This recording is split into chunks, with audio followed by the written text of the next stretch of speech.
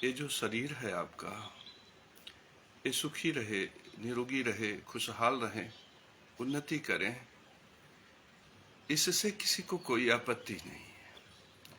न समाज को इससे आपत्ति है, न ब्राह्मण व्यवस्था को इससे आपत्ति है, न मुझ जगत गुरु को इससे कोई आपत्ति है। सर्वे भवन्ति सुखिनः, सर्वे सन्तु निरामया, सर्वे भद्राणि पश्यन्तु मां कश्चित् दुःख भाग् भवेत्।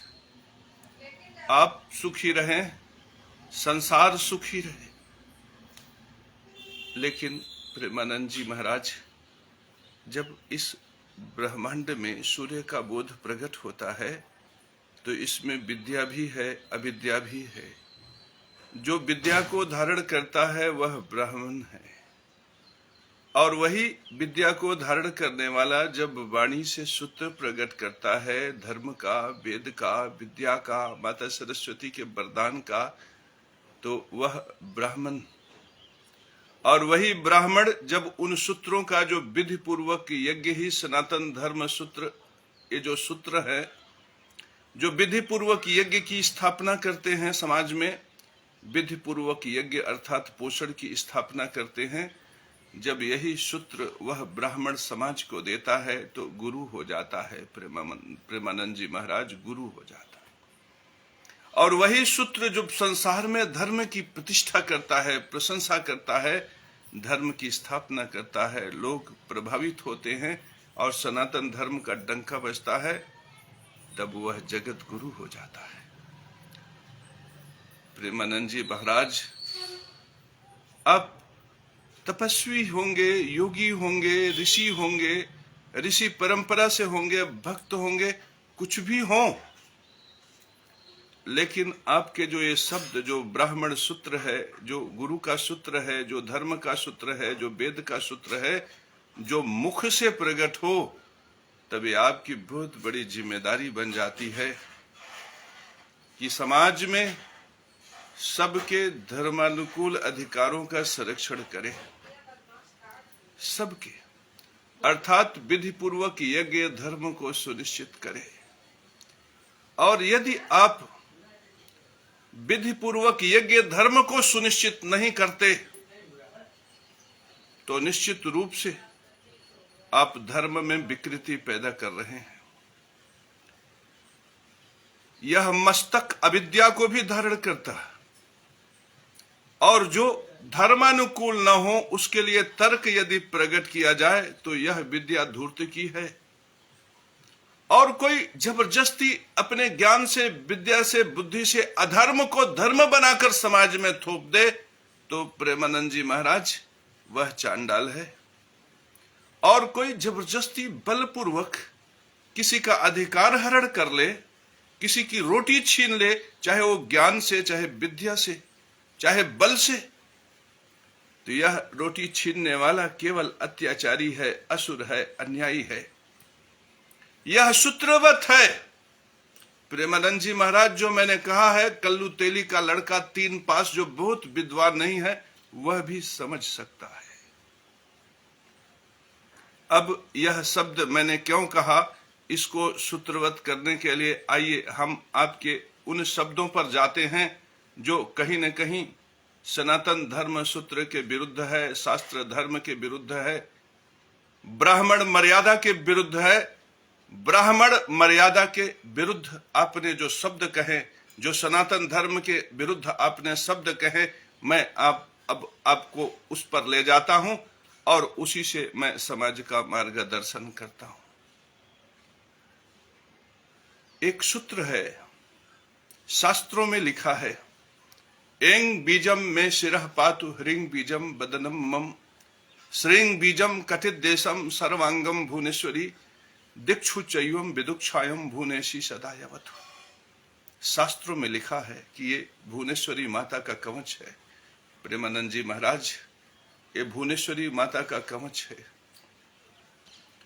और उसके नीचे यह भी लिखा है कि यदि कोई व्यक्ति भोजपत्र पर इसे कुमकुम गोरोचन की स्याही से या किसी विशिष्ट धर्मानुकूल स्याही से लिखकर इस मंत्र को कंठ में धारण करके, हृदय में धारण करके यदि गले में धारण कर लेता है तो यह ताबीज उसको भूत से, प्रेत से, पिशाच से, तरह तरह की बाधाओं से उसकी रक्षा करती। प्रेमानंद जी महाराज, ये केवल ताबीज नहीं है, ये केवल ताबीज नहीं है, बहुत विशिष्टता है इसमें। ये ताबीज पहले तो माता भुवनेश्वरी के प्रति इस निष्ठा को जोड़ता। ये देखिए, मैंने बहुत से ताबीज पहन रखे हैं, आपके अनुसार तो मैं दुनिया का सबसे बड़ा पाखंडी हूं, क्योंकि ताबीज, गंडा, ये सब धारण करने को आपने पाखंड बना दिया। नारायण का नाम लेते लेते मुझे 20 साल गुजर गए, मैंने तरह तरह की सिद्धियां प्राप्त की, तरह तरह की साधनाएं की, और उसी साधना के बल पर आज मेरे हर शब्द धर्म सूत्र हैं। तो इस ताबीज को आपने नकार दिया कि ये पाखंड है। तो सबसे पहले तो आपने शास्त्र धर्म का उल्लंघन किया। जितने भी आचार्य हैं, शंकराचार्य हैं, मैं उन सब की गवाही यहां पे लेना चाहता हूं। गवाही दें कि क्या यह शास्त्र धर्म के विरुद्ध शब्द है कि नहीं है। और यदि उनको मैंने एंग बीजम में शिरहपात ह्रिंग बीजम बदनम मम श्रृंग बीजम कटित देशम सर्वांगम भुवनेश्वरी दीक्षु चैवम विदुक्षायम भुवनेशी सदायवत, ये मंत्र मैंने हजारों हजार बार किया, माले पे जपा, ध्यान लगाकर जपा, और तब जाकर मैंने जब यह महसूस किया कि यह मंत्र की सिद्धि स्पष्ट है, बलशाली है, तो मैंने उसे भोजपत्र पर लिखा, उसकी भी पूजा की, धूप आरती की, और तब मैंने इसे गले में धारण किया। लेकिन आपने इसे पाखंड बना दिया। अब हम आपसे यह भी पूछते हैं, दूसरा शब्द, कि ये जो ताबीज है ये किसका बल है? ये ताबीज ब्राह्मण का बल है प्रेमानंद जी महाराज, ब्राह्मण का बल। ब्राह्मण वेद का अध्ययन करता है, विद्या का अध्ययन करता है, पुराण का अध्ययन करता है, धर्म सूत्र का अध्ययन करता है। और ब्राह्मण कौन? जो इस मस्तक में विद्या को धारण करता है, और विद्या जो यज्ञ सूत्र को समाज में प्रकट करे, यज्ञ जो पोषण करे, लेकिन पोषण विधि पूर्वक, अर्थात विधि पूर्वक ज्ञान से जब यह मस्तिष्क पोषित होता है, तभी यह मस्तिष्क विद्या को धारण करता है। विधि पूर्वक पीपल का वृक्ष लगाना, यह सूत्र विधि पूर्वक है। पीपल के वृक्ष को उखाड़ देना, यह अविधि पूर्वक है।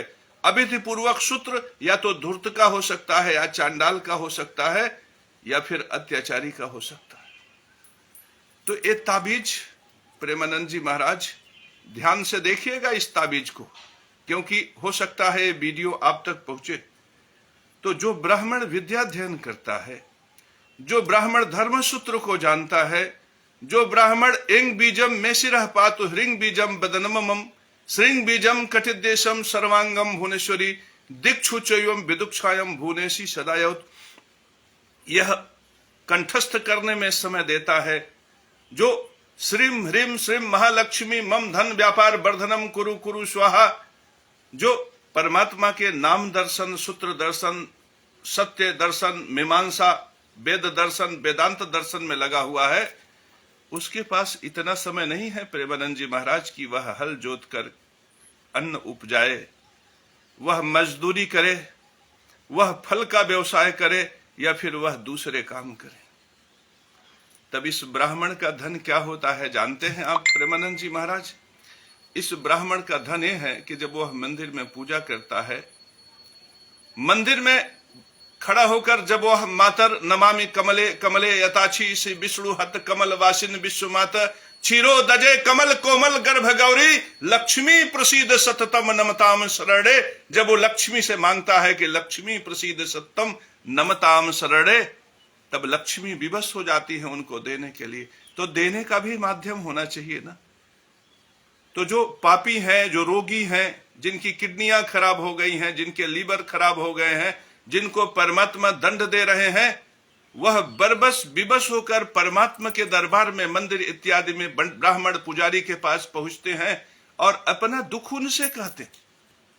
और जब वे अपना दुख कहते हैं तो ब्राह्मण द्रवित होता है, दया करता है, उनके सर पर प्रेम से हाथ फेरता है और ढाढ़स देता है कि चिंता मत करो, लेकिन वहां ब्राह्मण भी विवश होता है। तब वह शास्त्र के पन्नों को पलटता है और उनको शास्त्र में दिखता है लिखा हुआ कि ये माता बगलामुखी का कवच है कि ह्रीम में हृदयम पातु पादव शिव गलामुखी ललाटम सततम पात दुष्ट निग्रह काड़ी रसनाम पात कौमारी भैरवी चक्षु सुरमुखौ कटौ पृष्ठे महेशानी कड़ौ शंकर भामनी वर्जितान च स्थान यान च कवचेन ही तान सर्वाणी में देवी सततम पातु स्तंभिनी।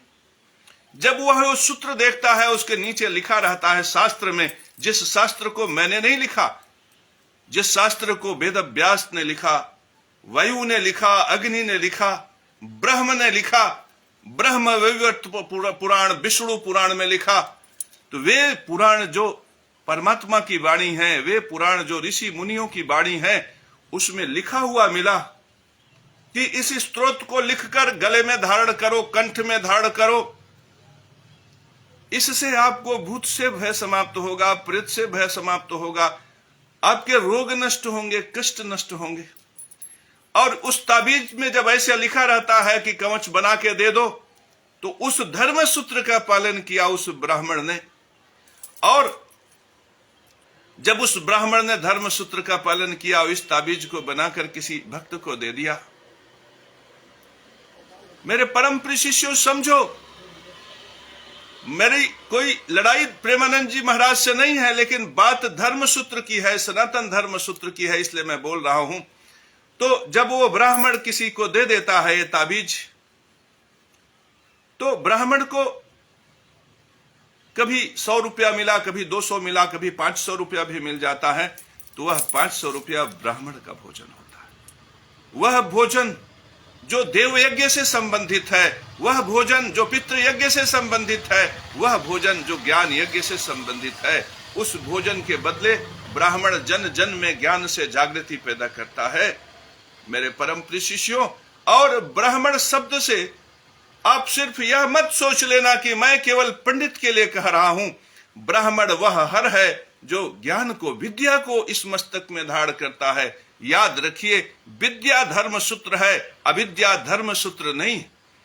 विद्या जब वाणी से प्रकट होता है और समाज का मार्गदर्शक बन जाता है, तो ब्राह्मण वह गुरु, वही फिर कालांतर में विशिष्ट होने पर जगत गुरु बनता है। मेरे परम प्रिय शिष्यों, तो इस ताबीज को आपने समाप्त करके प्रेमानंद जी महाराज आपने ब्राह्मण व्यवस्था को समाप्त किया है। आप इसके लिए प्रायश्चित कर लें। प्रदीप मिश्रा ने तो प्रायश्चित कर लिया, लेकिन आप इसके लिए प्रायश्चित कर लें तो बड़ा कल्याण होगा। आपका भी, ब्राह्मण व्यवस्था का भी, समाज का भी बड़ा कल्याण होगा। क्यों? क्योंकि यदि इस सूत्र को समाज ने स्वीकार कर लिया, क्योंकि मेरा प्रवचन तो बहुत थोड़े लोग देखेंगे, ब्राह्मण लोग भी इसका समर्थन हो सकता है ना करें, लेकिन यदि आपका प्रवचन समाज ने स्वीकार कर लिया तो यह सूत्र नष्ट हो जाएगा। और यदि इस सूत्र में, इस ताबीज के इस सूत्र में एंग बीजम में सिरह पातु ह्रींग बीजम बदनम ममम श्रृंग बीजम कटित देशम सर्वांगम भुवनेश्वरी दीक्षु चैवम दीक्षायम भुवनेशी सदावत, यदि इस सूत्र में रोटी देने का बल खत्म हो जाएगा, यज्ञ का बल खत्म हो जाएगा, पोषण का बल खत्म हो जाएगा, तो फिर ये ताबीज व्यवस्था भी नष्ट हो जाएगी। फिर रोगी को इस ताबीज का जो आश्रय मिलता है वह नहीं मिलेगा। न जाने कितने रोगी, न जाने कितने विकल, न जाने कितने ऐसे जो रात को भयानक भयानक स्वप्न देखते थे, वो डॉक्टर के दरबार में भी गए, एल्प्राजोलम की बड़े बड़े टैबलेट्स खाए, 6-8 महीने 10 महीने तक इलाज चला, नहीं ठीक हुए, लेकिन इस ताबीज ने उन्हें स्वस्थ कर दिया। तो प्रेमानंद जी महाराज, ये जो ताबीज है ना, ये केवल ताबीज नहीं है, ये परमात्मा का आश्रय है, यह धर्म के आश्रय का प्रतीक है, ये सनातन धर्म के आश्रय का प्रतीक है, ये उस धार्मिक ज्ञान के आश्रय का प्रतीक है जो वेद से प्रकट होता है, जो पुराण से प्रकट होता है, जो सनातन धर्म से प्रकट होता है। तो यह सूत्र जो आपने कहा कि ये गंडा, ये ताबीज, ये पाखंड है, ये सब पाखंडी लोग का काम है, तो आपको यह जवाब है ब्राह्मण व्यवस्था की तरफ से, ब्राह्मण की तरफ से। हो सकता है ब्राह्मण योग्य ना हो, उसने जवाब ना दिया हो, लेकिन मैं जगत गुरु केशव महाराज हूं और मैं योग्य ब्राह्मण हूं। प्रभु नारायण ने मुझे आशीर्वाद दिया है, कृपा प्रदान किया है, और मैं ये सुनिश्चित भी कर रहा हूं कि मेरे वाणी से जो शब्द निकलेगा वह धर्म सूत्र है। तो प्रेमानंद जी महाराज, आप नारायणी व्यवस्था को नष्ट करके, आप शास्त्र सम्मत व्यवस्था को नष्ट करके, आप ब्राह्मण व्यवस्था को नष्ट करके, आप ब्राह्मण को नष्ट करके क्या फिर आप धर्म का प्रचार करेंगे संसार में? क्या आपके इस सूत्र से कि नारायण का नाम न जपो, लक्ष्मी का नाम न जपो, राधा राधा कहो, तो क्या राधा राधा ये सूत्र इस संसार में सनातन धर्म के उच्च मानदंड को स्थापित करेगा? मैं आपसे पूछता हूं सर जी, आपने कहा कि इस ताबीज को छोड़ दो, और फिर आपने अपने ही दरबार, अपने ही वीडियो क्लिपिंग में कहा है कि डॉक्टर के पास जाओ, केवल डॉक्टर के पास जाओ, गुरुओं के पास मत जाओ। तो मैं आपसे पूछता हूं कि क्या ये डॉक्टर सनातन धर्म के उच्च मानदंड को समाज में स्थापित करेंगे? आपको इस ब्राह्मण व्यवस्था में कमी आ गई, कमी नजर आ गई सर जी, इस ब्राह्मण व्यवस्था में कमी नजर आ गई। ये बहुत छोटी सी व्यवस्था है प्रेमानंद जी महाराज, इसमें हमारे केवल रोटी चलते हैं, दाल चलते हैं, हम केवल अपने बच्चों को भोजन दे पाते हैं, इस व्यवस्था से उनको योग्य बना पाते हैं, और वह संसार को यह बताता है कि संस्कारी बनो, चरसी मत बनो, गजेड़ी मत बनो, भंगेड़ी मत बनो। मैं केवल इतना ही बता पाता हूं इस ताबीज की व्यवस्था से, इस भस्म की व्यवस्था से, इस त्रिपुंड की व्यवस्था से प्रेमानंद जी महाराज। लेकिन उन डॉक्टरों में आपको कोई खामी नजर नहीं आई जो एक दिन में 1 लाख रुपए का बिल बनाते। उन डॉक्टरों में आपको कोई खामी नहीं नजर आई जो हॉस्पिटल चलाते हैं, अपने ही हॉस्पिटल में लोगों को बाध्य करते हैं कि यहीं पैथोलॉजी सेंटर है, यहीं से जांच कराओ, यहीं पर मेडिकल स्टोर है, यहीं पे दवा लो।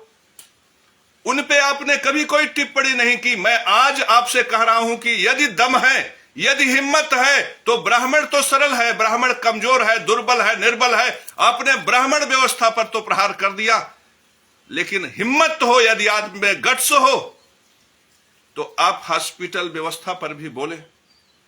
वह हॉस्पिटल जो अपने ही घर में पैथोलॉजी, अपने ही घर में मेडिकल स्टोर।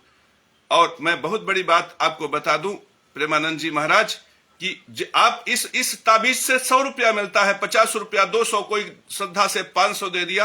हाँ, यह भी हो सकता है कि किसी के घर में लड़का पैदा हो, बच्चा पैदा हो, निरोगी हो जाए तो 2-5 हजार भी दे दे, लेकिन वो बहुत कम। कभी कभार हो सकता है कि ब्राह्मण के घर में भी खीर बने, ऐसी व्यवस्था हो जाए, यह कभी कभार होता। लेकिन प्रेमानंद जी महाराज, जो वो सरकारी, वो जो हॉस्पिटल के अंदर मेडिकल स्टोर होते हैं, उसमें जब सर्जिकल इंस्ट्रूमेंट की दवाइयां खरीदनी होती है ना, तो जो दवाई उसमें 15,000 की मिलती है, मैं आपको दावे के साथ कह रहा हूं कि बाहर के मेडिकल स्टोर्स वही दवा 5,000 में दे देते। एमआरपी के खेल पर आपने कभी बोला? एक ही दवा, एक ही ब्रांड की दवा, एक ही नाम की दवा, मेडिकल स्टोर हॉस्पिटल के अंदर जाओ तो उस पर लिखा रहता है 500 रुपया मूल्य, और बाहर आओ देखो तो उसी पे 100 रुपया मूल्य लिखा रहता है। क्या इससे बड़ी लूट है इस ताबीज में? मैं आपसे पूछता हूं, ये नीरज पांडे हमें देख रहे हैं, विनोद पड़िया हमें देख रहे हैं, मैं इनसे पूछता हूं कि प्रेमानंद जी महाराज ने उनको तो कह दिया, उनको तो क्लीन चिट दे दिया, और हमारे ऊपर प्रश्न पैदा कर दिया। हम ब्राह्मणों के ऊपर, ब्राह्मण व्यवस्था के ऊपर उन्होंने प्रश्न पैदा कर दिया कि इस ताबीज, ये गंडा, ये भस्म, ये सब को उन्होंने पाखंड बना दिया। इतना ही नहीं, जो प्रवचन करने वाले, जो मार्गदर्शन करने वाले, उनको पैसा मिल जा रहा है तो क्या करें? केशव महाराज जब तपस्या शुरू किए थे तो उनके पास कुछ भी नहीं था, लेकिन नीम के पेड़ के नीचे जब उन्होंने श्रीम ह्रीम से महालक्ष्मी मम धन व्यापार वर्धनम कुरु कुरु स्वाहा कहा तो धन मिल गया, वैभव मिल गया। आज भी यदि मैं प्रवचन करूं पंडाल में जाकर, गुरु होने के नाते वहां भी भीड़ लगेगी, वहां भी लोग दक्षिणा देंगे। तो यदि मुझे विधि पूर्वक दक्षिणा मिल गया तो इसमें मेरा क्या अपराध? मैंने तो संसार का मार्गदर्शन किया, मैंने तो भागवत ही पढ़ाया, लोगों को भागवत ही बताया। तो फिर उनके लिए भी उन्होंने यही शब्द कहा कि ये सब दुकान चला रहे। प्रवचन करने वाले दुकान चलाने वाले हो गए, ताबीज देने वाले पाखंडी हो गए, भस्म की स्थिति जो माथे पे लगाने के लिए दे दिया वो पाखंडी हो गया। ये कैसे धर्म सूत्र का प्रचार कर रहे हैं? आप हमारी रोटी छीन रहे हैं, आप भागवताचार्य की रोटी छीन रहे हैं और उस डॉक्टर के यहां हमें भेज रहे हैं। हम क्यों जाएं डॉक्टर के यहां? आपने डॉक्टर के विषय में कुछ नहीं कहा। ये ताबीज मैंने सामने इसलिए रखा हुआ है कि आप ताबीज को देखते रहिए, आपने डॉक्टर के लिए कुछ नहीं कहा। ये डॉक्टर से सारा समाज पीड़ित है, केशव महाराज से कोई पीड़ित नहीं। धोखे से बच्चे को यदि हम हॉस्पिटल में एडमिट कर देते हैं तो मौत का सौदागरी चलता है। आदमी को देख लिया जाता है कि कितना धनाढ्य है और इसका बेटा कितना महत्वपूर्ण है, उसी हिसाब से चार्जेस बनते।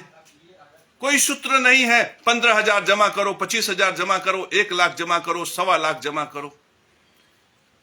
प्रेमानंद जी महाराज, आपके लिए तो जीवन सरल हो गया, क्योंकि आपको तो पता नहीं डॉक्टर फीस लेते हैं कि नहीं, इलाज के लिए पैसा लेते हैं कि नहीं, डायलिसिस के लिए पैसा लेते हैं कि नहीं, मैं नहीं जानता और मैं इस विषय पे आना भी नहीं चाहता।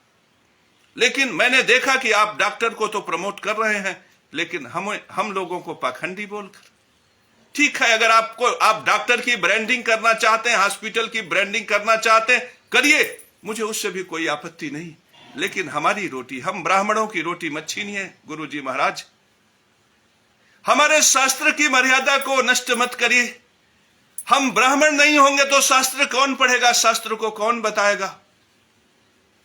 तो यहां पे मैं आपको यह भी सूत्र बता रहा हूं कि ये जो ताबीज है, ताबीज नहीं है, ये शास्त्र का बल है।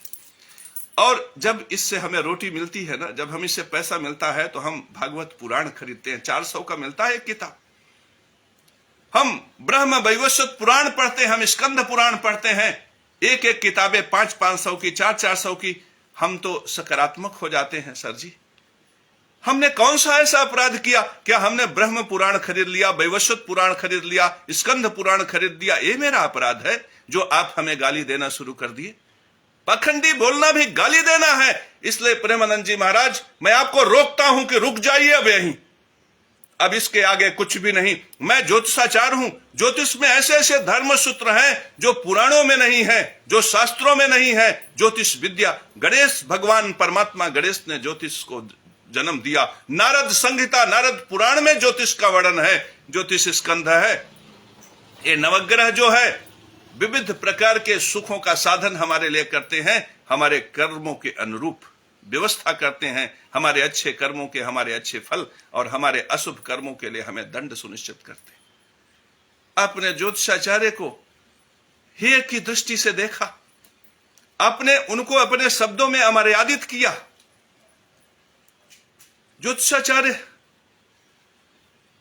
ज्योतिषाचार्य बेकार हो गए, उनकी श्रेष्ठता कुछ भी नहीं,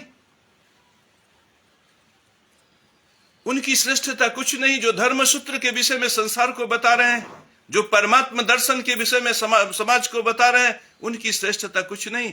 और आपको मीडिया ने प्रमोट कर दिया, आपको मीडिया ने समाज के पटल पे ला दिया, तो आज आप धर्म सूत्र के बैरी हो गए। उस डॉक्टर की व्यवस्था को आपने सिर्फ इसलिए प्रमोट किया कि कहीं ना कहीं आपको डर लगता है कि ये हमारा डायलिसिस करते हैं, हमें आरोग्यता प्रदान करते हैं। ऐसा ना हो कि हम उनके खिलाफ बोल दें तो कुछ इलाज कायदे से ना दे। आप जब सूत्रवत हुए समाज में, तो सूत्र क्या था कि आप राधा नाम जपते हैं तो आपने रोग पर विजय प्राप्त कर लिया। सर जी,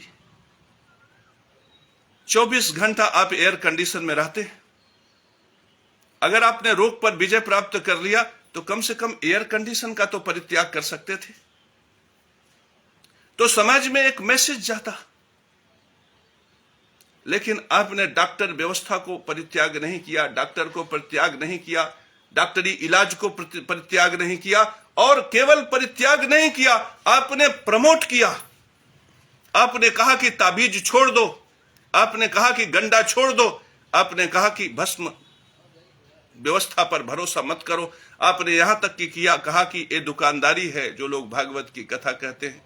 आपने यह भी सूत्रवत कहा, आपके वीडियो हैं, आपने सब कहा, अपने मुख से कहा, तो जब आपके लाखों करोड़ों फॉलोअर्स हैं तो आपने किस पर प्रहार किया सर जी? हमारी रोटी पे प्रहार किया, रोटी छीना आपने हमारा, आपने इस ब्राह्मण व्यवस्था की रोटी छीन ली।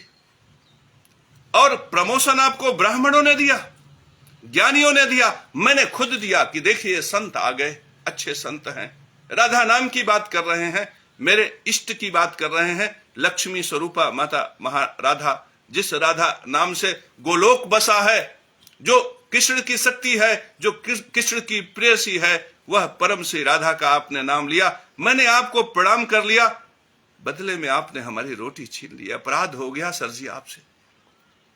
आप इसके लिए एक वीडियो बनाएं और प्रायश्चित करें। आप माफी मांगे ज्योतिषाचार्य से, आप माफी मांगे भागवताचार्य से, और आप माफी मांगे इस व्यवस्था से कि आपने गंडा और ताबीज का विरोध किया। कमला कवच आप देख लीजिए, लक्ष्मीर में चाग्रतः पात कमला पात पृष्ठ नारायणी शिष्यदेशे सर्वांगे श्री सरस्वेश्वरी माता महालक्ष्मी का लक्ष्मीर में चाग्रतः पात। मेरे परम प्रिय शिष्यों, अब ये शब्द अभी तुरंत दिमाग से विस्मरण हो रहा है। ओम लक्ष्मीर में चाग्रतः पात कमला पात पिष्टा नारायणी शिष्यदेशे सर्वांगे सर्वेश्वरी। तो ये जो लक्ष्मी जी का कवच है, इसे कमला कवच बोलते हैं। इस कमला कवच के नीचे भी यह लिखा है कि भूर्ज पत्र पर इसे यदि आप लिखकर गले में धारण करते, कंठ में धारण करते हैं, भुजाओं में धारण करते हैं, तो लक्ष्मी की कृपा होती। ये शब्द मैंने नहीं लिखा है प्रेमानंद जी महाराज, ये शब्द मैंने नहीं लिखा है, ये शब्द लिखा है भगवान शिव विवाच, भगवान शंकर ने लिखा है। कमला कवच दिया है भगवान शंकर ने। अनंत रूपिणी लक्ष्मी पर गुण सागरी अड़िमा सिद्धिदात्री च शीर्षा प्रणमाम्यहम्। आपद उद्धारी तुम ही आद्या शक्ति शुभा परा आद्या आनंद दात्री च शीर्षा प्रणमाम्यहम्। इंदुमुखी इष्टदात्री इष्ट मंत्र स्वरूपिणी इच्छामयी जगन माता शीर्षा प्रणमाम्यहम्। ये शब्द मैंने नहीं लिखा, ये भगवान शंकर ने कहा है, माता पार्वती को बताया है। और सारा स्त्रोत लिखने के बाद यह भी लिखा है कि ताड़ के पत्र पर, भुर्ज के पत्र पर, भोज पत्र पर जो इस स्त्रोत को लिखकर अपने घर में रखता है, उस घर में सर्प का भय नहीं होता, चोर का भय नहीं होता, बांझ स्त्री हो तो उसे पुत्र प्राप्त हो जाता है, घर में धन न हो तो धन आ जाता है। ऐसा शब्द शंकर जी ने लिखा। तो क्या आप शंकर जी को भी नहीं मानते? क्या आप ये सब सिद्ध करना चाहते हैं कि शंकर जी ने गलत लिखा? शंकर जी ने गलत नहीं लिखा सर जी।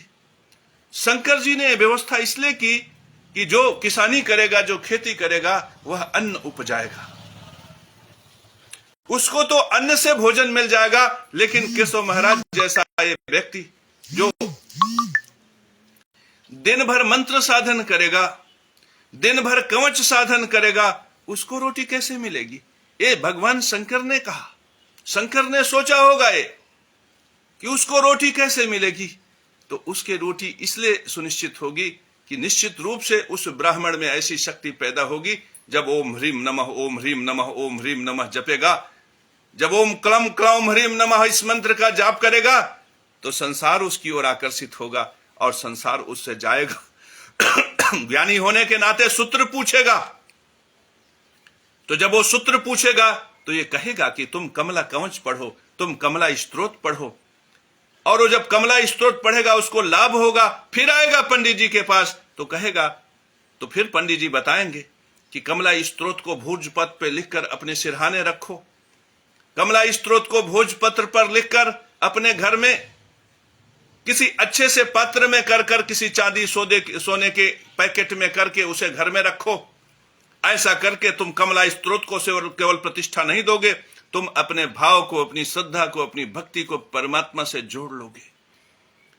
तो इस प्रकार से एक व्यक्ति को धर्म की उन्मुख किया, धर्म सूत्र से जोड़ा, कमला स्तोत्र से जोड़ा, कमला कवच से जोड़ा।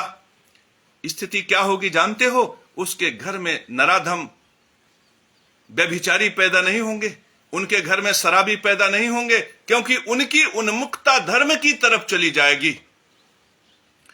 प्रेमानंद जी महाराज, यह सूत्र है यह सूत्र है ताबीज के पीछे, यह सूत्र है भुर्ज पत्र पर कवच लिखने के पीछे, यह सूत्र है कि किसी पन्ने में किसी ताड़ के पत्र पर कमला स्तोत्र लिखकर घर में रखने के पीछे यह सूत्र है।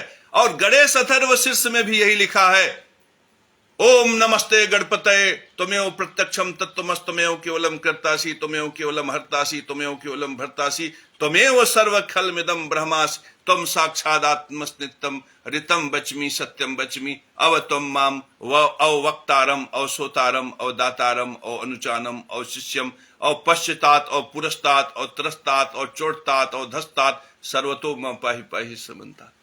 इसमें भी अंतिम में लिखा है कि जो इस स्तोत्र को पढ़कर गणेश जी को लड्डू चढ़ाता है, जो इस स्तोत्र को लिखकर गले में या भुजा में धारण करता है, तो आपने तो ताबीज परंपरा ही बंद कर दी, आपने तो ताबीज को पाखंड बना दिया और मुझ ताबीजधारी को पाखंडी बना दिया। सोचिए, आपने मुझ ताबीजधारी को पाखंडी कहा, गाली दिया। मुझे कोई दुख नहीं है, कोई कष्ट नहीं। हम ब्राह्मण व्यवस्था के लोग ही अपमानित होने के लिए जन्म लेते हैं। हर तीसरे रास्ते पर, हर चौथे मोड़ पर कोई न कोई हमें जूता मारने के लिए खड़ा रहता है, हम उसे बर्दाश्त करते हैं, फिर भी हम धर्म कार्य में लगे रहते हैं। लेकिन आप धर्म गुरु हैं सर जी, आप ऐसा न कहें। आपके मुख से जो शब्द मैंने सुना, मुझे बड़ा कष्ट हुआ। आपने ताबीज व्यवस्था को नकार दिया, आपने भस्म व्यवस्था को नकार दिया, आपने यह भी कहा कि केवल राधा नाम जपो। आप बार बार इस बात को कहते हैं, केवल राधा नाम जपो, केवल राधा नाम जपो। सर जी, सूत्र है, ये अनंत ब्रह्मांड नारायणी स्वरूप में व्याप्त है, लेकिन धरती पर प्रकाश आता है सूर्य से। है तो नारायण का ही प्रकाश, लेकिन धरती पर प्रकाश देने वाले सूर्य हैं। तो ओम ह्रीम गणेश सूर्य आदित्य श्रीम, जब मैं ये मंत्र करता हूं तो मुझे स्वास्थ्य प्राप्त होता है, शरीर को सुख प्राप्त होता है, विद्या बढ़ता है।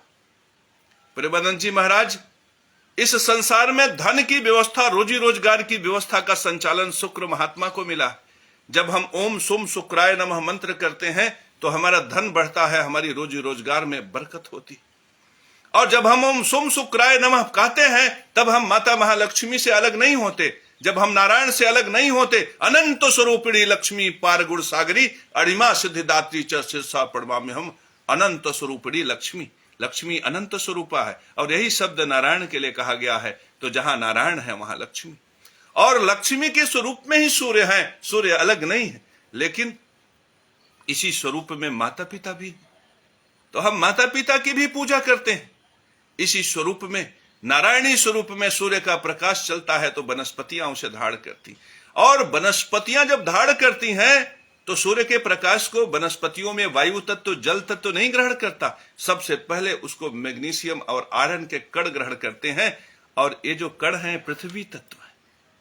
सर जी, इन वनस्पतियों में पृथ्वी और प्रकाश का मिलन होता है, प्रकृति और पुरुष का मिलन होता है, संगम होता है, जनन होता है, प्रजनन होता है, यहां काम प्रकट होता है।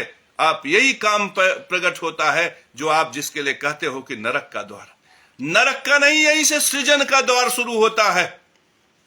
और जब ये दोनों मिलते हैं ना, तो ये जो अशुद्ध हवा राहु का है ना, जो सड़न से पैदा होता है सर जी, प्रेमानंद जी महाराज, जो सड़न से पैदा होता है, यही अशुद्ध हवा, जिसको कार्बन डाइऑक्साइड, नाइट्रोजन ऑक्साइड, ये सब के सब उन पत्तियों में समाहित होते हैं। और ये जो सड़ा हुआ रस जो जानवरों के सड़ने से पैदा होता है, जो गोबर से पैदा होता, यही सड़ा हुआ रस उन वनस्पतियों के माध्यम से जब उस प्रकाश को ग्रहण करता है तो जल फट जाता है, उसमें से ऑक्सीजन निकलता है, और वो हाइड्रोजन उस CO2 से क्रिया करके प्रोटीन बना लेता है, फैट बना लेता है, कार्बोहाइड्रेट बना लेता है। यहीं से सुधा माता प्रकट होती हैं, जो संसार में सबका भरण पोषण करती हैं। प्रेमानंद जी महाराज, वही भोजन, वही चावल, वही दाल, वही चावल जो गोबर से पैदा हुआ, वही चावल, वही दाल जो गंदगी से पैदा हुआ, उसी को खाकर आपका शरीर ये स्वरूप धारण किया हुआ है, जिससे संसार का आप मार्गदर्शन करते हैं प्रेमानंद जी महाराज। तो ये प्रकृति का सूत्र है। आप कहते हैं केवल राधा नाम लो, तो सुधा का नाम न ले, पृथ्वी का नाम न ले, यज्ञ सुकर जाया तुम जयम देहि जया वहे, जय जय जयाधारे जय शिले जप प्रदे, सर्वाधारे सर्वबीजे सर्वशक्ति समन्विते, सर्व काम प्रदे देवी सर्वेष्टम देहि में भय, सर्वसस्यालय सर्वसस्याढ़े सर्वसस्यदे, सर्वसस्य हरे काले सर्वसस्यात्मिके भवे, मंगले मंगलाधारे मंगलम मंगल प्रदे, मंगलार्थे मंगले से मंगलम देहि में भय, भूमे भूमि पे सर्वस्य भूमि पाल पराणे, भूमि पा अहंकार रूपी भूमिम देहि च भूमि दे। ये धरती माता, ये धरती माता का स्त्रोत जिसको करने से मुझे लक्ष्मी नारायण मंदिर के लिए जमीन मिल गया, जिसके करने से मुझे नरसिंह मंदिर के लिए जमीन मिल गया 2600 स्क्वायर फीट, जिनको करने से उसके सामने 1500 स्क्वायर फीट का जमीन हमें मिल गया, वहां पे मोटर इत्यादि वाहन इत्यादि खड़ा करने के लिए, वह करने से जिसकी वजह से मुझे क्या कहते हैं रजिस्ट्रार ने रजिस्ट्री दी, वो जो फ्रॉड हुआ हमारे साथ, वो इलाहाबाद की धरती पर वो क्या कहते हैं प्रयागराज की धरती पर 1000 स्क्वायर फीट का प्लाट मुझे मिला। रजिस्ट्री तो अभी भी हमारे पास है उसकी, वो 1000 स्क्वायर फीट का प्लाट बना, और वही धरती माता का स्त्रोत करने से लखनऊ में अच्छा खासा प्लाट मिला, और वहां पे मकान बन रहा है रहने के लिए। मेरे जीवन में आज तक मकान नहीं हुआ, पहली बार लखनऊ में राजधानी में मकान बन रहा है। कभी वहां भी जाएंगे, 2-4 दिन बिताएंगे। जैसे आप कहते हो कभी आओ गुजरात, जैसे आप कहते हो मुस्कुराइए, आप लखनऊ में हैं, मैं भी चलूंगा मुस्कुराऊंगा लखनऊ में, लेकिन एक कृपा किसकी है? धरती माता की है। तो मैं धरती माता के लिए यज्ञ सुकर जाया हो जयम देहि, यज्ञ सुकर जाया तुम जयम देहि जया वहे, क्या यह न कहूं? केवल राधा नाम का गुणगान करो, पृथ्वी का गुणगान मत करो। ये सुधा जो आपको रोटी देती है, सुधा क्या कौन है? ये पितरों की भार्या सुधा। सुधा से 3 कन्याएं पैदा हुई। शिव पुराण में इसका वर्णन है, मैंने शिव पुराण पढ़ा। धान्या, मान्या, कलावती। धान्या कौन है जानती हो? धान्या, मान्या, कलावती। मान्या मैनाक, मैनाक पर्वतों में जो हिमालय राज हैं, उनकी पत्नी बनी मैना, उनकी पुत्री गौरी। मेरे परम प्रिय शिष्यों, देखो कितनी बड़ी बात है सुधा के पीछे। मैना की पुत्री हुई गौरी, और गौरी किसकी शक्ति है? भगवान शंकर की शक्ति। धान्या, धान्या महाराजा जनक से उनका विवाह हुआ, जिनकी पुत्री है सीता, परमात्मा राम से उनका विवाह हुआ। और कलावती, एक कलावती की शादी वृषभ भानु से हुआ, और वृषभ भानु की बेटी है राधा। ए माता सुधा है मेरे परम प्रिय शिष्यों। ये संसार को पोषित करती हैं। पितरों का पोषण की जिम्मेदारी माता सुधा पर है, और माता सुधा कहती हैं कि बलि कर्म करो। सुधा के लिए भी कहा गया है स्वास्तिश्च नमः स्वाहा सुधा तुम दक्षिणा तथा, और माता महालक्ष्मी के लिए भी वही कहा गया है। क्यों? क्योंकि माता महालक्ष्मी ही कभी धरती स्वरूपा है, कभी सुधा स्वरूपा है, कभी राधा, कभी सीता है, कभी गीता है, कभी गायत्री। कोई अंतर नहीं। तो मेरे परम प्रिय शिष्यों, ये माता सुधा का नाम हम न ले, माता गायत्री का नाम न ले, माता सरस्वती का नाम न ले, तो यहां भी शास्त्र विरुद्ध ही है कि हम पूरी तरह से कह दें कि सिर्फ राधा नाम लो, सब भूल जाओ। तो फिर राम का नाम लेने वाला कोई नहीं बचेगा, नारायण का नाम लेने वाला कोई नहीं बचेगा, और कालांतर में यह भी हो सकता है कि नारायणी धर्म लुप्त हो जाए। इसलिए मेरे परम प्रिय शिष्यों, तुम अगर कुछ भी ध्यान करना चाहते हो तो सबसे पहले इस अनंत ब्रह्मांड में केवल नारायण को देखो, केवल शिव, केवल ब्रह्म को देखो। ये तीनों एकाकृत एक ही हैं, और इनके स्वरूप में जो प्रकृति का संचालन कर रहे हैं उन सबको प्रणाम करो। यदि सूर्य तुम्हें प्रकाश दे रहा है, यदि वनस्पतियां तुम्हें भोजन दे रही हैं, यदि सुधा तुम्हारे पोषण में सहायक है, यदि धरती तुम्हें आश्रय प्रदान कर रही है, यदि नदियां तुम्हें जल प्रदान कर रही हैं, यदि वृक्ष तुम्हें फल प्रदान कर रहे हैं, यदि माता पिता तुम्हें जीवन प्रदान कर रहे हैं, तो उन सब के प्रति प्रणाम का भाव हो। यही कहता है ज्ञान यज्ञ। ज्ञान यज्ञ का पहला शब्द ओम है। ओम का मतलब अनंत ब्रह्मांड नारायण का स्वरूप। जो जानते हो इसी को जानते हो, जो मानते हो इसी को मानते हो, जो समझते हो इसी को समझते हो। तो ओम शब्द जानो, जानो ये पिता है, जानो ये पीपल है, जानो ये बरगद है, जानो ये सूर्य है, जानो ये चंद्रमा है, जानो ये माता महाराधा, जानो ये माता महालक्ष्मी है, जानो ये माता महारुक्मिणी है, जानो ये महा माया है, दुर्गा है, काली है, भैरवी है, त्रिपुर सुंदरी है, जानो ये ओम शब्द। और जब जान गए तो नमः प्रणाम कर लो। और सिर्फ केवल इतना ही नहीं, यदि आप जान गए तो आप उनकी प्रशंसा, स्वास्थ्य वाचन प्रशंसा के गीत गाओ। जटा टविक गलत जल प्रवाहि पावी तस्थले गले वलंब लंबिता भुजंग तुंग मालिक जटा कटाह सभ्रमम भ्रमम पनिल पनिर्झरी बिलोल वीच बल्लरी विराजमान मूर्धनि धगत धगत धगत ज्वल ललाट पट्ट पावके किशोर चंद्र शेखरे रति प्रतीक्षणम मम।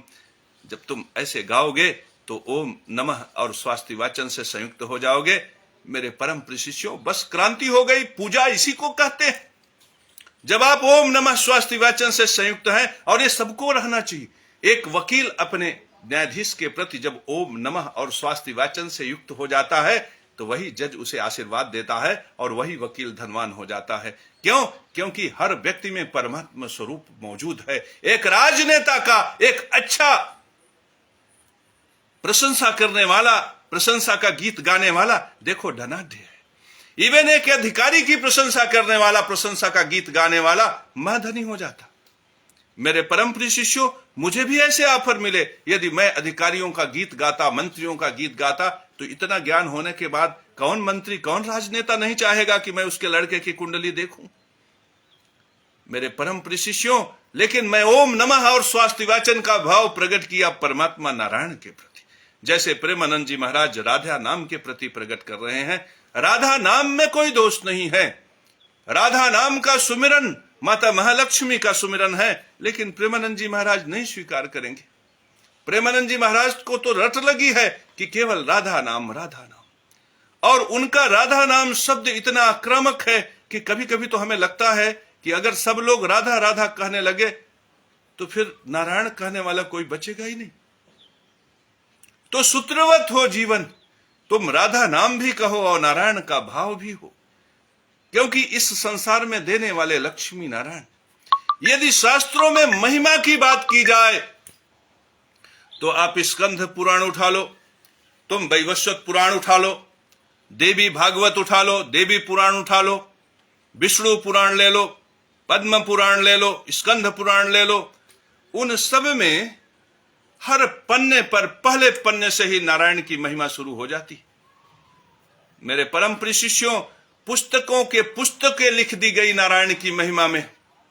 वेद पुराण सब नारायण की महिमा में लिखे गए।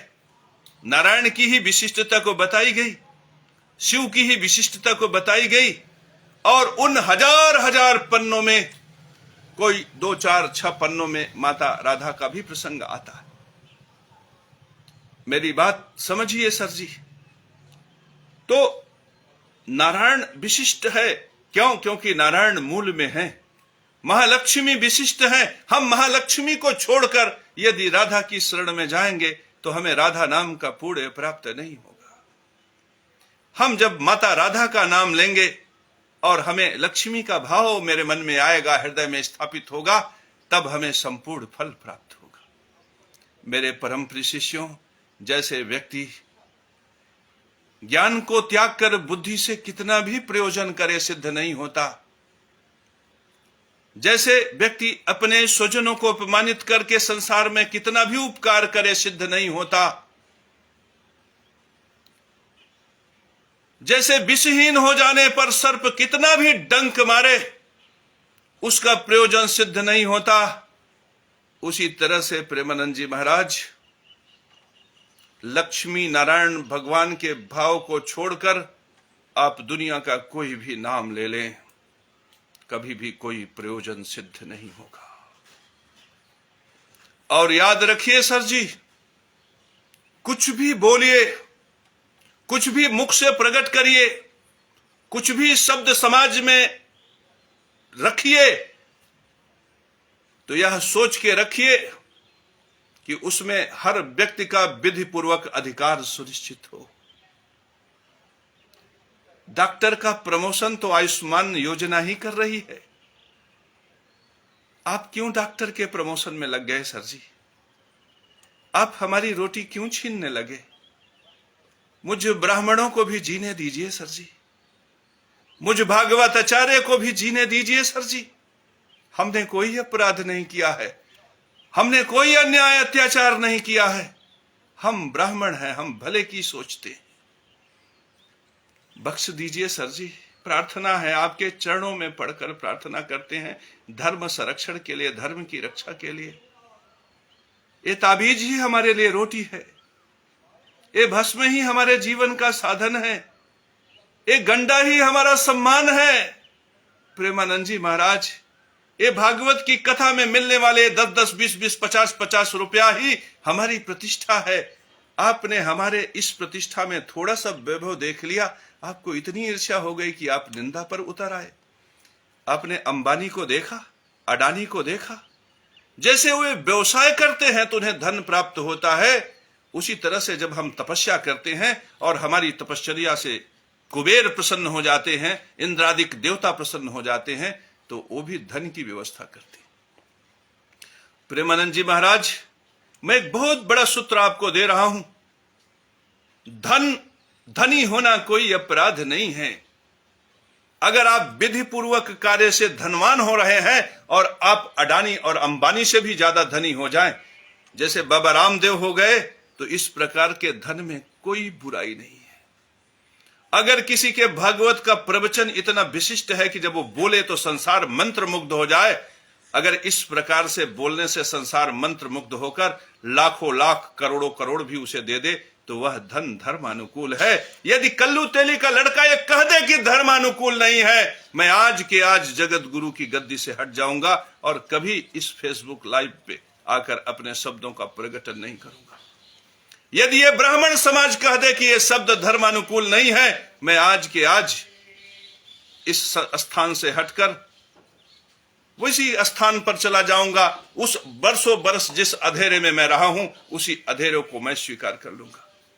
लेकिन आज मैं आया हूं तो समाज का मार्गदर्शन करने आया हूं प्रेमानंद जी महाराज, और मैं आपको वचन देता हूं कि मेरा कोई भी शब्द सूत्र के विरुद्ध नहीं होगा, मेरा कोई भी शब्द धर्म सूत्र के विरुद्ध नहीं होगा। मेरा शब्द ठेले वाले के भी अधिकार का संरक्षण करेगा, मेरा शब्द पुजारी के भी अधिकार का संरक्षण करेगा। याद रखिएगा प्रेमानंद जी महाराज, वह व्यक्ति समाज के लिए कभी अच्छा नहीं हो सकता जो किसी के भी रोटी का दुश्मन हो, किसी के भी रोटी का दुश्मन। मैं किसी के रोटी का दुश्मन नहीं हूं यदि वह रोटी विधि पूर्वक प्राप्त कर रहा है, यदि ठेला वाला प्राप्त कर रहा है, यदि किराना वाला प्राप्त कर रहा है, यदि सब्जी वाला प्राप्त कर रहा है, यदि फूल वाला प्राप्त कर रहा है, यदि माली प्राप्त कर रहा है, यदि पुजारी प्राप्त कर रहा है, यदि गुरु प्राप्त कर रहा है, यदि जगत गुरु प्राप्त कर रहा है, मैं उसके धन के विरुद्ध नहीं हूं। मैं हॉस्पिटल के धन के भी विरुद्ध नहीं हूं, मैं अधिकारियों के धन के विरुद्ध भी नहीं हूं, मैं व्यापारियों के धन के विरुद्ध भी नहीं हूं। लेकिन प्रेमानंद जी महाराज, मैं भी रोटी की निंदा करता हूं, मैं भी रोटी की निंदा करता हूं। ऐसा नहीं है कि आप ही रोटी की निंदा किए हमारी, मैं भी रोटी की निंदा करता हूं। और मैं बता रहा हूं आपको मैं किस रोटी की निंदा करता हूं, जो अविधि पूर्वक यज्ञ करके रोटी ले ली जाती है, जैसे वो रजिस्ट्रार की रोटी की मैं निंदा करता हूं, जिसने मेरे लाखों लाख रुपए नष्ट कर दिए, मेरे यज्ञ धर्म को नष्ट कर दिए, जिसकी वजह से आज मैं पापी बन के भटक रहा हूं सर जी, जिसकी वजह से मैं नैमिषारण्य की धरती पर, जिसकी वजह से मैं प्रयाग और काशी की धरती पर, हरिद्वार की धरती पर भटक रहा हूं। कि कोई तो हो, कोई इनमें से कोई हो कि मुझे गंगा जल से नहला दे और मैं शुद्ध हो जाऊं। मैं काशी प्रयाग में भी जाकर गंगा जल से भी स्नान कर लिया, लेकिन यह जो पाप है, ये जो मलिनता है, जो रजिस्ट्रार ने मुझे दिया, जो भ्रष्टाचार ने मुझे दिया, जो भ्रष्ट अधिकारियों ने दिया, वह नहीं दूर कर पा रहा हूं। प्रेमानंद जी महाराज, आप तो बहुत शक्तिशाली हैं, आप मेरे इस मलिनता को, मेरे इस पाप को दूर कर दें। मैं आपके चरणों में अपना जीवन बिता दूंगा प्रेमानंद जी महाराज। और मैं यदि गुरु बना तो ऐसा गुरु बना कि संसार में कोई मुकाबला नहीं हुआ। मैं जब शिक्षक बना तो ऐसा शिक्षक बना कि संसार में क्रांति आई, हजारों हजार हमारे शिष्य पैदा हुए। आज कोई डीएम है, कोई एसडीएम है, कोई शिक्षा विभाग में है, तो कोई विशिष्ट विभाग में है। मैं बता रहा हूं कि मैं जब आपका सेवक बनूंगा तो मैं जन्म से क्षत्रिय, कर्म से ब्राह्मण, जब मैं आपका सेवक बनूंगा तो ऐसा शूद्र बनूंगा कि संसार मेरी शूद्रता को देखेगा। निरंतर सेवा, प्राणों की शक्ति पर मैं आपकी सेवा के लिए तत्पर रहूंगा। प्रेमानंद जी महाराज, सत्य धर्म का पालन करें। वेशभूषा और परिस्थिति कभी कभी सत्य को प्रकट करती हैं, लेकिन वो सत्य नहीं होता। सत्य यह है जो मैंने आपको बताया है कि शब्द ऐसे प्रकट हों कि हमारे भी अधिकार सुनिश्चित हो जाएं और आपके भी अधिकार सुनिश्चित हो जाएं। शब्द ऐसे प्रकट हों कि हम भी झूमें, आप भी झूमें। ऐसे शब्द मत प्रकट करें महाराज कि हम भूखों मर जाएं, हम भूखों मर जाएं। और अगर आपको शब्द प्रकट ही करना है तो रिश्वतखोरी पर बोलें, वो भ्रष्टाचार की रोटी पर बोलें, वो अत्याचार की रोटी पर बोले, वो अन्याय की रोटी पर बोले। और सरकार, प्रेमानंद जी, मैं अंतिम में आपको चुनौती भी दूंगा, क्योंकि मुझे पूरी तरह से विश्वास है कि आप डॉक्टरों पर आश्रित हैं, आप पूरी तरह से डॉक्टरों पर आश्रित हैं। और मैं आपको चाहूंगा कि डॉक्टर पेशे में जो भ्रष्टाचार है आप उस पर बोले, आप इस व्यवस्था को समाप्त करें, हॉस्पिटल को अलग करें, मेडिकल स्टोर को इस कैद से आजाद करें। बहुत से लड़के बेचारे फार्मासिस्ट करके अपना मेडिकल स्टोर खोलकर बैठे हैं, लेकिन डॉक्टर तो हॉस्पिटल में बैठ के पर्चा तो डॉक्टर लिखेंगे और डॉक्टर ये कहेंगे कि यही मेडिकल स्टोर से आपको दवाई खरीदना है, तो बाहर की इतनी दुकानें ब्लॉक।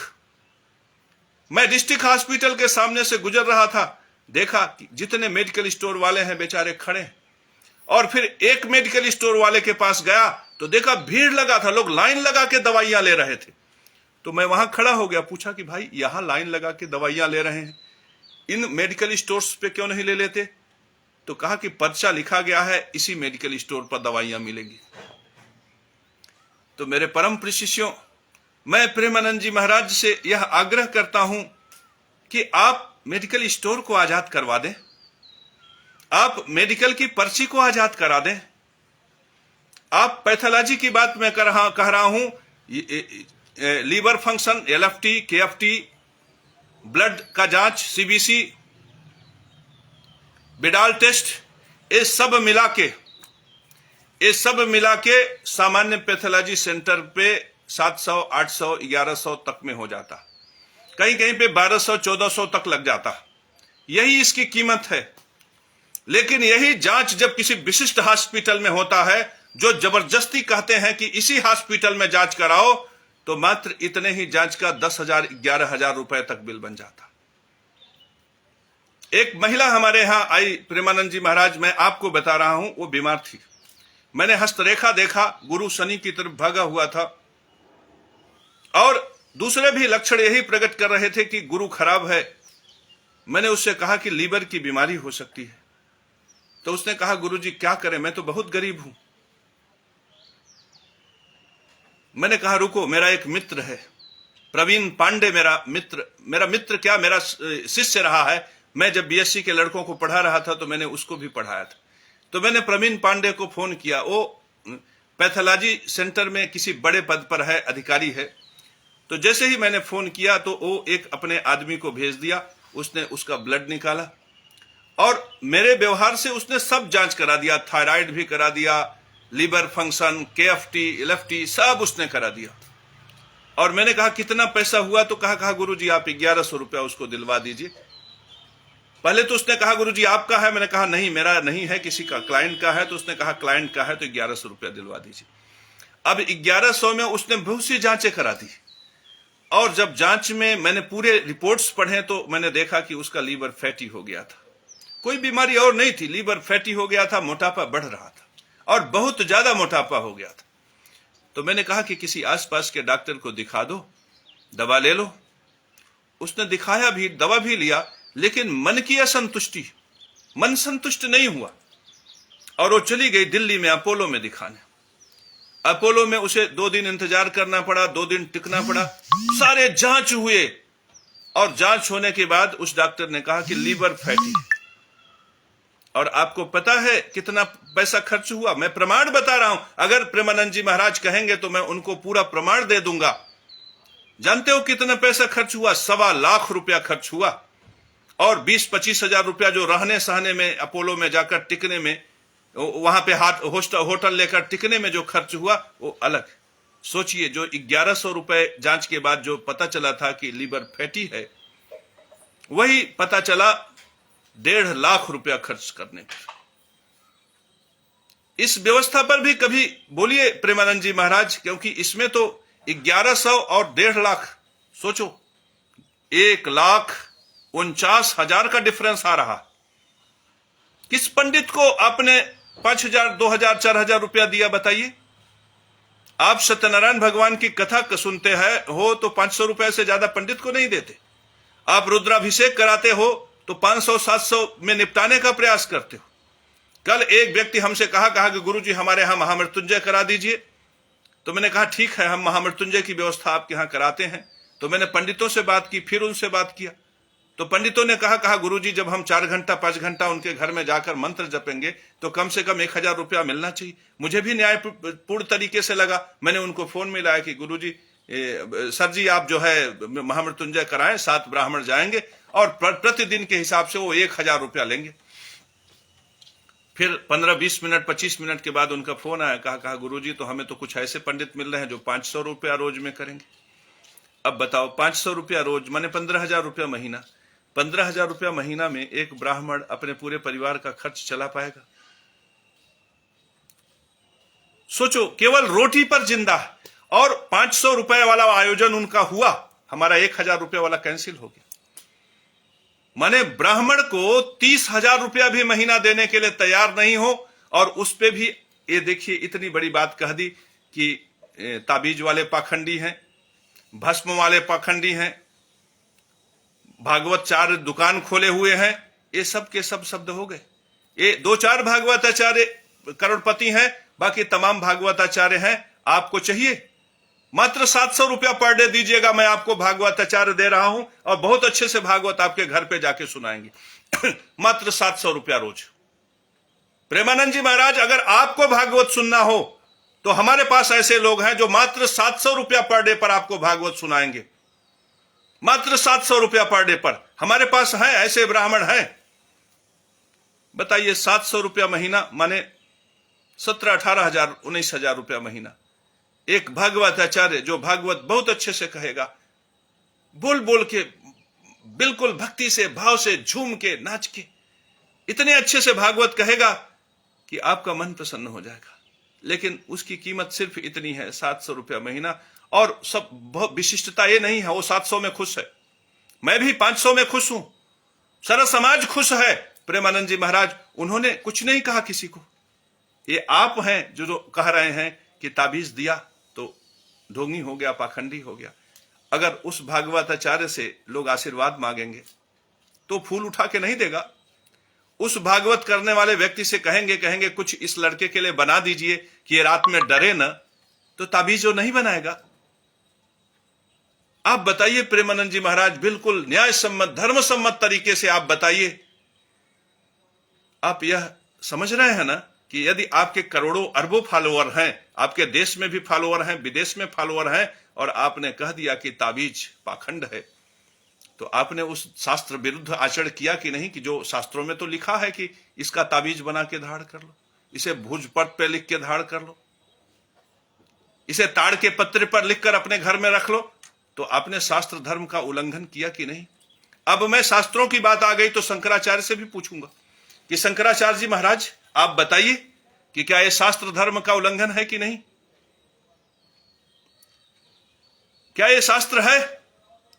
क्या ये ब्राह्मण की रोटी पे प्रहार नहीं है?